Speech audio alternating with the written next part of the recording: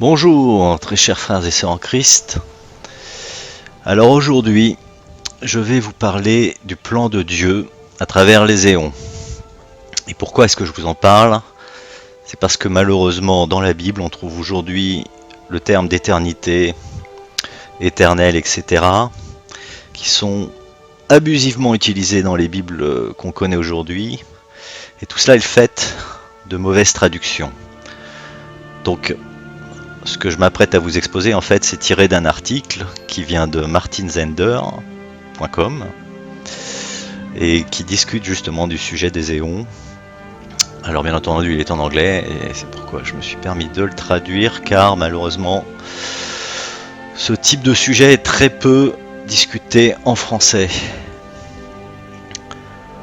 Donc, qu'est-ce qu'on peut constater? Finalement, dans la Bible, lorsque Dieu nous a donné sa parole à travers les Écritures, il a choisi deux mots grecs bien précis pour se révéler et surtout pour révéler son dessein à travers les éons.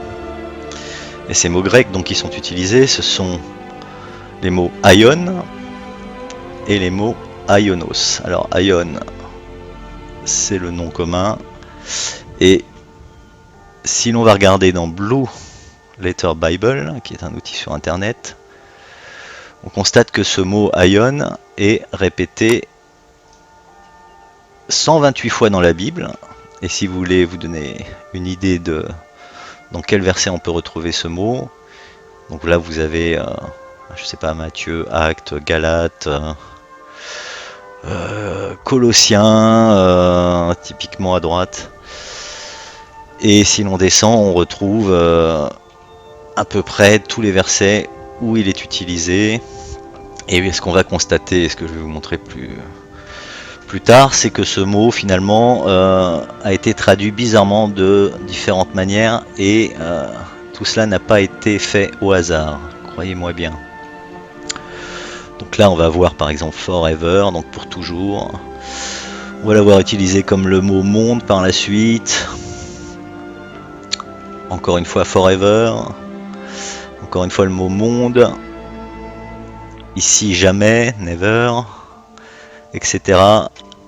Et c'est comme ça à peu près partout, c'est assez disparate, et c'est selon en fait la décision du traducteur qui, pour satisfaire à sa vision du monde ou à la doctrine derrière laquelle il s'abrite, va travestir la pensée de Dieu à travers différentes traductions.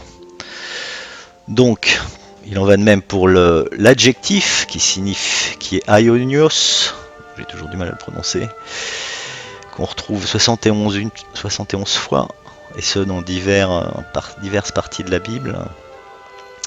Et comme vous pouvez le voir, ils en donnent différentes traductions. Et bizarrement, ils sont plus ou moins trahis, ils disent quand même que ça peut être un âge, typiquement un néon peut être un âge ou une période de temps. Alors, pour en revenir à mon propos, donc ces mots en grec, aion et aionios, ils ont des équivalents exacts en français. Bien que ce mot étant extrêmement peu utilisé, vous aurez du mal à trouver une définition. Donc le mot éon, typiquement, on va le retrouver dans ce qui décrit une période de temps géologique, ou l'adjectif qui correspond, qui lui a à voir avec une période de temps que je me suis permis de traduire par éonien. Donc ignorant finalement ce que Dieu a écrit, de nombreux érudits ont décidé que Dieu devait finalement vouloir dire autre chose par l'emploi de ces deux mots. Donc là typiquement quand je me suis permis de dire éonien, c'est tout simplement parce que un adjectif tire sa signification d'un mot, d'un nom. Donc si je prends l'adjectif pluvieux, ça vient du nom pluie. Doré vient du nom or. Américain vient de l'Amérique. Et donc finalement éonien, par déduction logique, on peut considérer que l'adjectif qui correspond au nom comme un éon serait éonien.